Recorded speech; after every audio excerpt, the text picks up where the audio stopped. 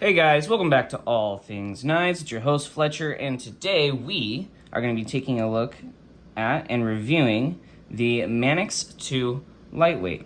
I had a pretty extensive carry with this guy when I did my BD1N carry.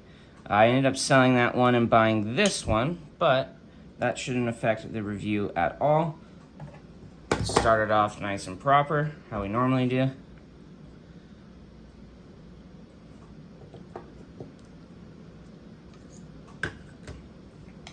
All right, so we're talking 2.91 ounces, so we're under 3 ounces.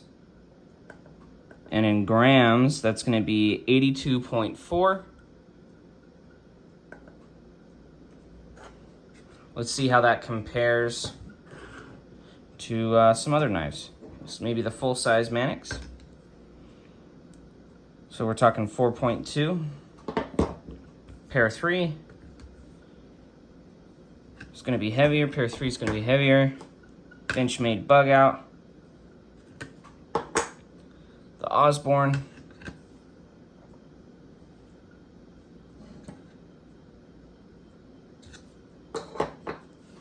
The Deca, another lightweight model.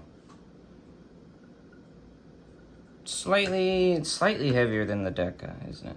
Yeah. Let's see the Native 5. That's another model from Spyderco. That's a lightweight.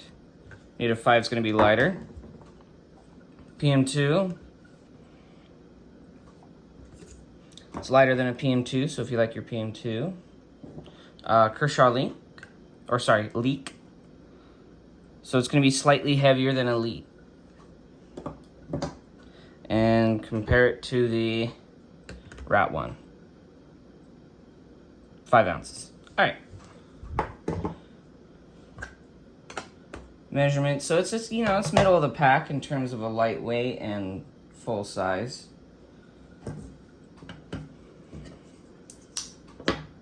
Let's go ahead and get our measurements in. So for the blade, you're talking slightly under 3.5. Cutting edge, I'd say slightly under 3 inches. Handle, usable handle, I should say. You're going to be talking 3 5/8.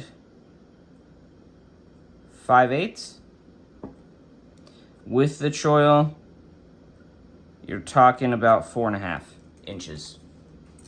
How does that compare? So you're going to have more cutting edge than a pair 3, right? Because cutting edge on a pair 3 is around 2.5. Definitely a larger handle. Let's see, the base handle, definitely going to be larger. Let's compare it to PM2.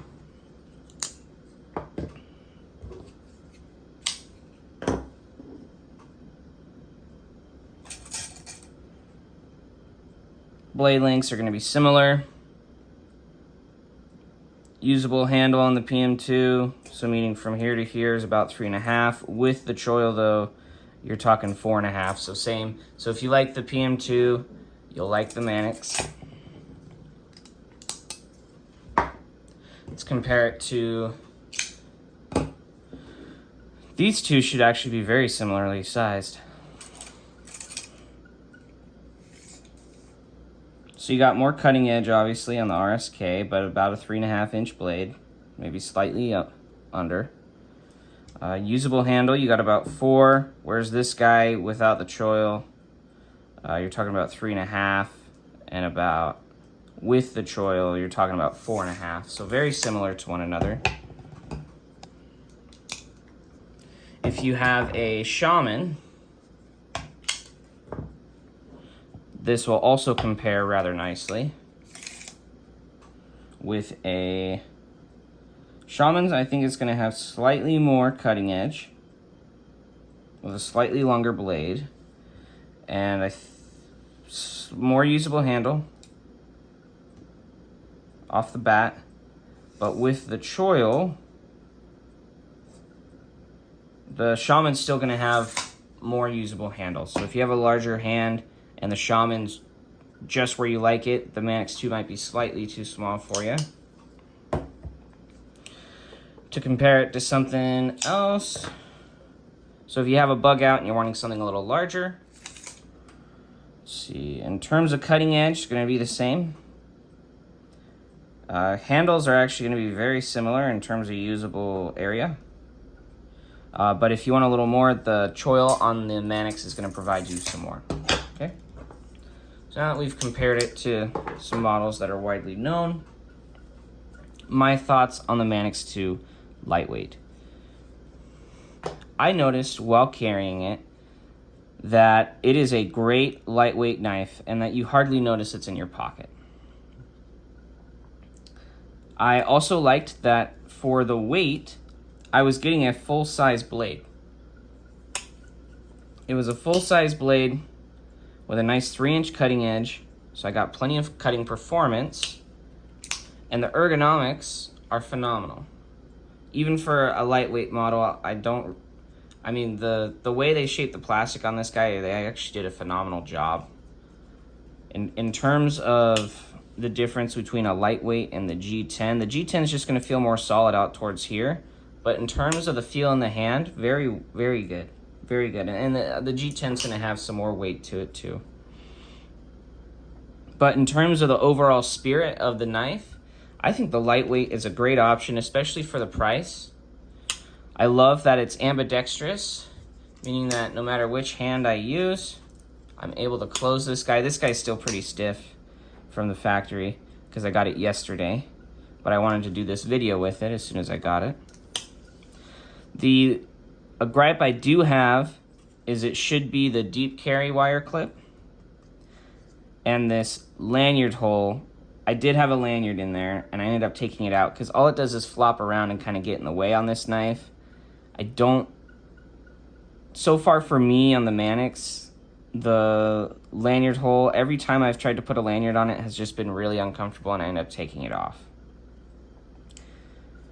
Another thing, this is pin construction, whereas the G10 is going to be screwed. So you see that? So you're not actually going to be able to take the lightweight apart because of this pin construction. But in a CQI update that's going to be happening very soon, they're switching these pins out for screws, which already is a step in the right direction. One thing I did notice with the Manix 2 lightweights is the bevels are wonky. The one that I had before, my BD1N, was wonky, and this guy's wonky too. It's uneven. Where you see that, so that's the height of the bevel on that side, and then you see how it's so much taller on this side.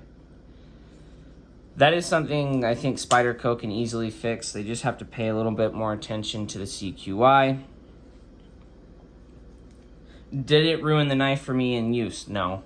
It's just one of those things that it kind of bugs you, especially when you're trying to sharpen it and you got one bevel you have a micro bevel cut into on one side, and then the other side, the bevel's huge because it was ground unevenly.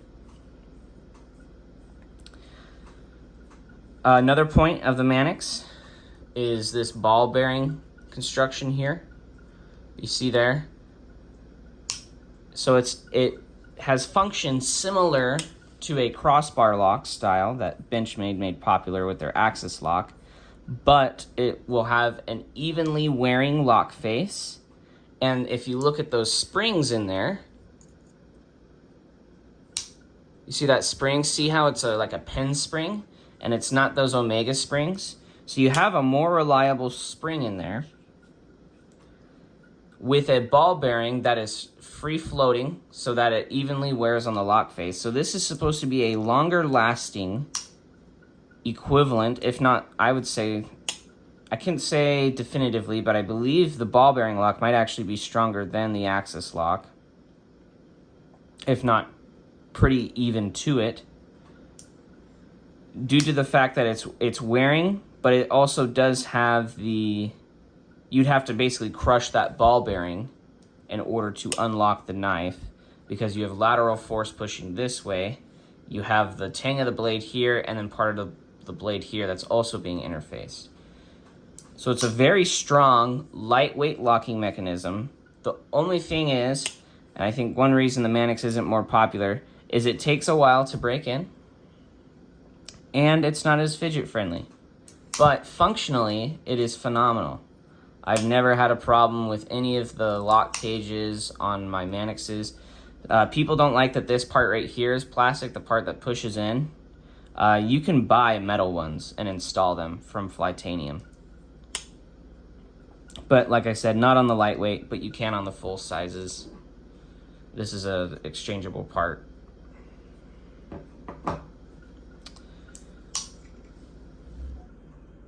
With that being taken into account, if you wanted a knife that has a larger knife that's going to be lightweight, it's not going to pull your pants down in summer, but you want to be able to carry a full-size knife that has great ergonomics, great performance. It has a strong lock, so you're not sacrificing strength even though you're using a lighter weight material, and that is actually going to be very comfortable in use. The Manix 2 Lightweight is one of the best options on the market. The Endura and the Indela are also great options. But in terms of if you're wanting a USA-made lightweight knife, so right, sub 3 ounces, lightweight, great ergonomics, and you want it in a variety of steels, I cannot recommend the Manix 2 enough. I didn't used to like the Manix as much, and then the more I used it, the more it grew on me.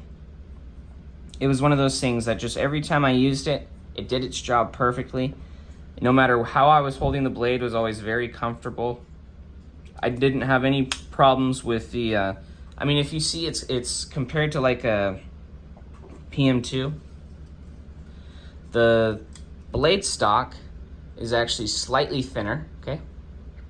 So it's about a 0.13, this is 0.15. But if you look at the tips, you're actually left with a thicker tip.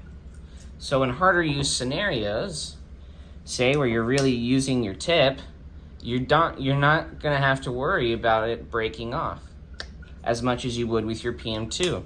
So it is a good lightweight, dependable design in the fact that the thicker tip removes some of the weakness that the PM2s have in terms of their tips breaking, but still in a nice, lightweight, affordable model. If you go with the standard BD1N, they're 110, 115 bucks, USA made.